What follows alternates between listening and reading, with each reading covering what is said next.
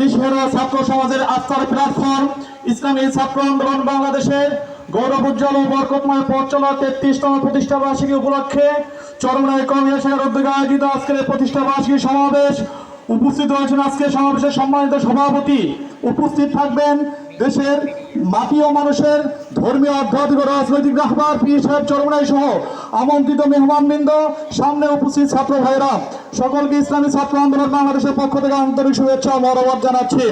ছাত্র আন্দোলনের 33তম অতিক্রম করার পরে গর্বের সাথে শুকরিয়ার সাথে একটি বিষয় বলতে পারি, শাইখ ফজলুল করিম রহমতুল্লাহ আলাইহি 1991 সালে 23 আগস্ট যে ইচ্ছা যে সাধনা নিয়ে ইসলামী ছাত্র আন্দোলন বাংলাদেশ প্রতিষ্ঠা করেছিলেন তা আজ বাস্তবে রূপ ধারণ করেছে।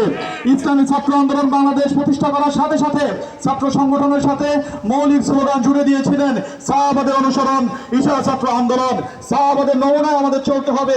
তার এই বাস্তব একটি উদাহরণ হলো বৈষম্য বিরোধী ছাত্র আন্দোলনের মধ্যে সেই সাহাবায়ে কেরামদের নমুনা ইয়ারমুকের যুদ্ধে যেমনিভাবে নিজের জীবনকে বিপন্ন করে অন্য স্বাধীনকে পানির জন্য উদাত্ত আহ্বান জানিয়েছিল, ইসলামী ছাত্র আন্দোলনের কর্মী মুগ্ধ সেই বাস্তব উদাহরণ পেশ করতে সক্ষম হয়েছে। ইসলামী ছাত্র আন্দোলন বাংলাদেশ এমন একটি সংগঠন, মোটাটাকে বলতে পারি এই সংগঠনটি দেশের মানুষের জন্য একটি আস্থার প্ল্যাটফর্ম হিসেবে বর্তমানে উপস্থিত হয়েছে।